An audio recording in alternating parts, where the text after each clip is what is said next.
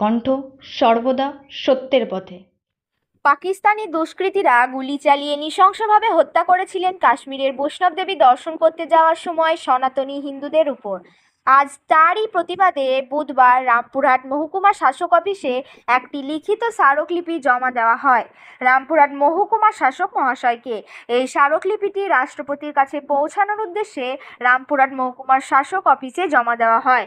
যেভাবে বৈষ্ণব দেবী দর্শন করতে যাওয়ার সময় তাদের ওপর গুলি চালিয়েছিলেন পাকিস্তানের দুষ্কৃতীরা, তাদের যেন সাজা হয়।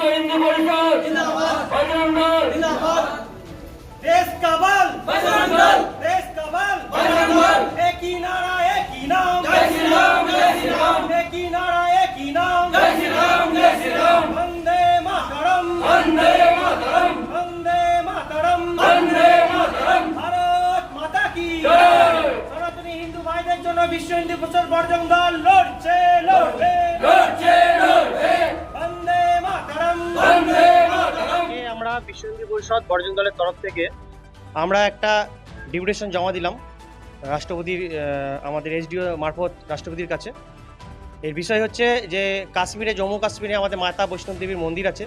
সেই মাতা বৈষ্ণব মন্দিরে আমাদের সনাতনী হিন্দু ভাইরা দর্শন করতে যাচ্ছিলেন। সেই সময় পাকিস্তানি টেররিস্ট আতঙ্কবাদীরা গুলি চালায়, এই নৃশংসভাবে তাদেরকে হত্যা করে। তার আমরা প্রতিবাদে আজকে আমাদের রামপুরহাট এসডিও সাহেবকে আমরা ডেপুটেশন জমা দিলাম, ঠিক আছে। আর রাষ্ট্রপতির কাছে এটাই আবেদন যে দোষীরা যেন এনকাউন্টারে ইন্ডিয়ান আর্মির দ্বারা তারা যেন শাস্তি পায়।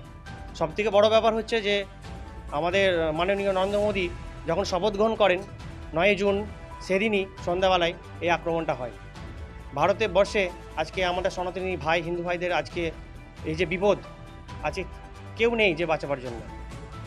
আমরা এটা খুব দুঃখজনকভাবে আমরা এটা প্রতিবাদ করছি এবং আমাদের বিশ্ব হিন্দু পরিষদ বর্জন দল সনাতনী হিন্দু ভাইদের জন্য লড়বে। আমার নাম হচ্ছে সুরজিৎ বিশ্বাস, বিশ্ব হিন্দু পরিষদের বর্জন দলের উত্তর বীরভূম জেলার সংযোগের দায়িত্ব। ব্যুরো রিপোর্ট, বীরভূমের কণ্ঠ।